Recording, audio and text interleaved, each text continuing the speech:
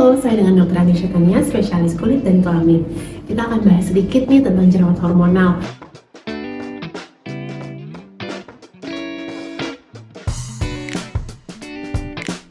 Biasanya jerawat itu kan terjadi pada remaja, tapi belakangan justru yang banyak datang adalah pasien-pasien yang usia di atas 25, di atas 30, bahkan ada yang di atas 40 dan masih mengalami jerawat.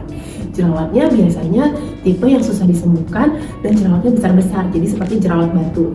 Kemudian banyak terpusat di area dagu atau di area jawline. Nah, jerawat seperti ini biasanya adalah jerawat hormonal atau jerawat yang terjadi karena ada ketidakseimbangan dari hormon.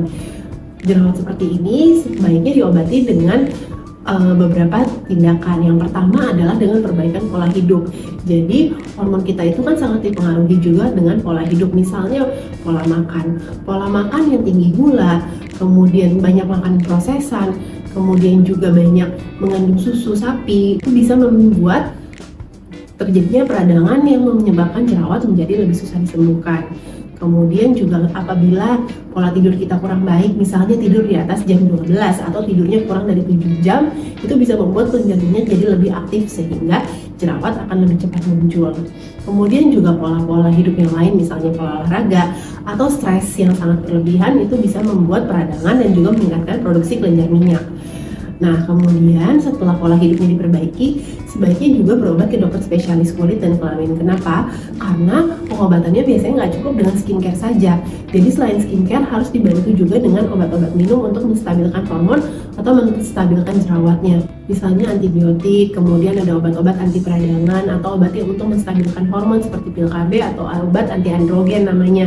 Kemudian untuk jerawat yang sudah sangat parah, biasanya kita berikan obat minum yang turunan derivat vitamin A, dan itu harus diawasi dengan ketat oleh dokter spesialis kulit dan kelamin. Jadi nggak boleh beli-beli sendiri ke apotik atau minum sendiri ya tanpa resep dan tanpa pengawasan, karena namanya obat minum apalagi dalam jangka panjang pasti ada efek samping yang harus diawasi. Nah, kemudian yang terakhir, karena jerawat hormonal ini tipenya juga bandel dan kadang-kadang bahkan dengan obat minum nggak respon, kita bisa bantu dengan treatment-treatment khusus. Misalnya peeling yang bisa membantu mengangkat sel-sel kulit mati yang menyumbat pori-pori. Kemudian ada laser-laser khusus yang bisa mengurangi peradangan ataupun mengurangi produksi dari kelenjar minyak. Selain itu, ada juga treatment-treatment lain yang bisa membantu menekan peradangan, misalnya sinar PDT, kemudian juga IPL dan lain-lain. Sebaiknya memang tetap konsultasikan ke dokter supaya kamu tahu nih kira-kira jerawat kamu tipe jerawat apa, penyebabnya apa, dan bisa dilakukan tindakan apa untuk membantu jerawat kamu bisa bersih dan tidak meninggalkan bekas.